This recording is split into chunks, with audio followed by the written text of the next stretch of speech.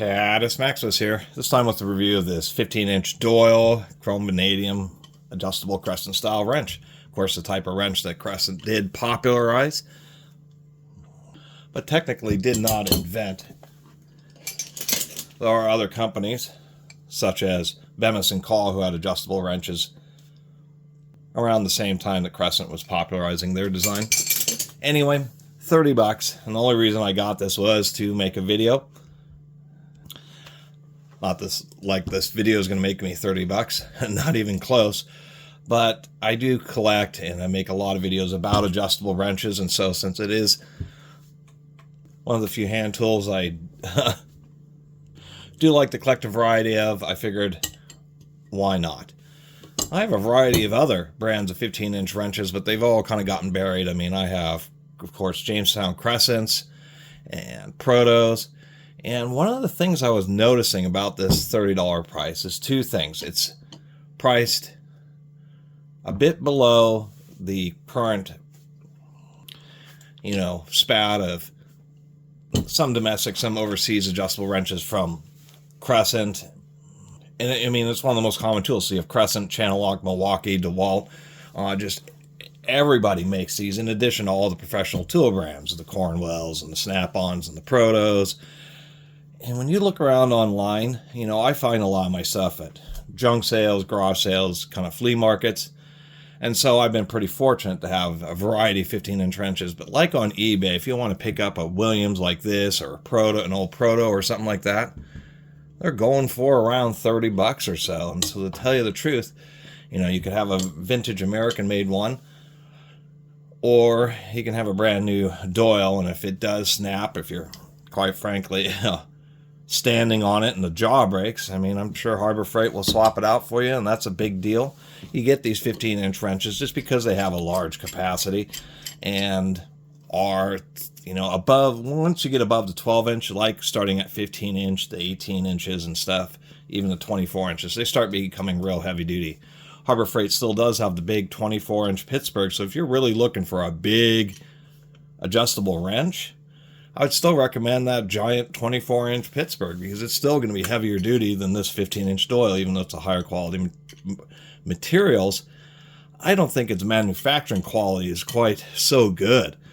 I think trying to hit that retail $30 price point, we can see here this notch, see how that piece of metal is much thinner than it is on this side. So either the broaching or the grinding on each side is not particularly symmetrical. There's actually a fair amount of jaw play in this. Even if we narrow it down some, still just, not the greatest fitment. It seems to want to rock back and forth a little bit. I was looking at it this way, and it kind of looks like it's concave right here where it was overground, but it's just kind of the way it was beveled, just kind of plays with the light a little bit. But for 30 bucks, it's not a particularly satisfying adjustable wrench. It just seems like any other adjustable wrench.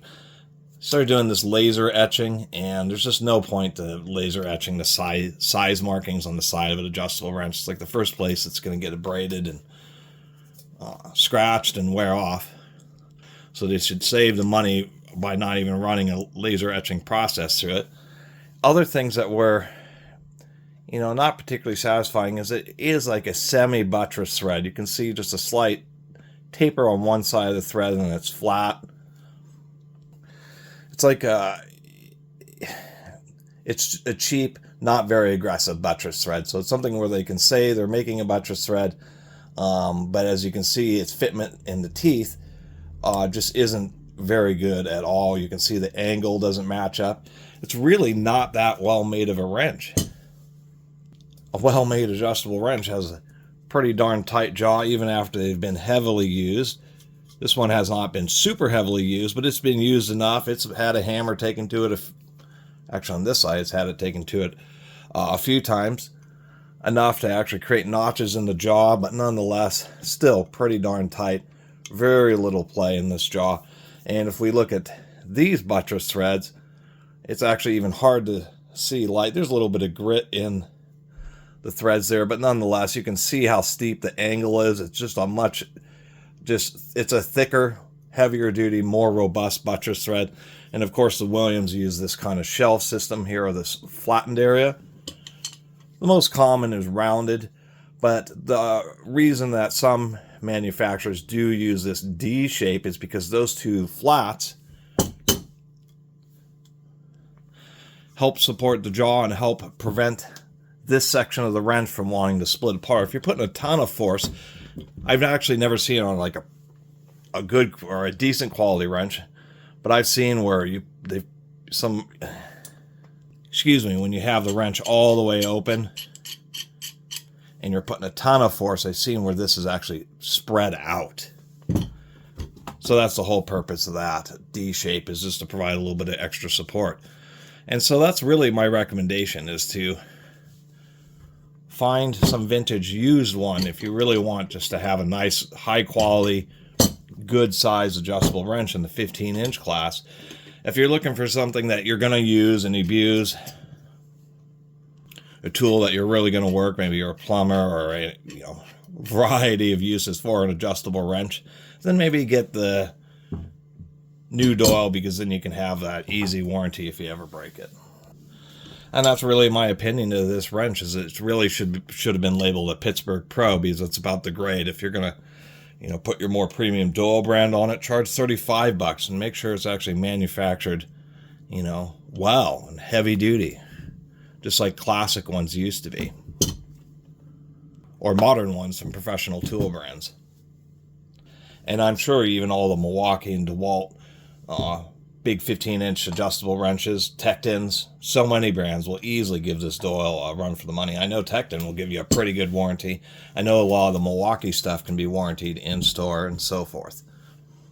So anyway, that's my opinion. And if you're going to want a cheap, big wrench for doing heavy-duty work, then get the Pittsburgh 24-inch. It just has so much steel thrown at it, it'll out-torque this any day. Anyway, thanks for watching.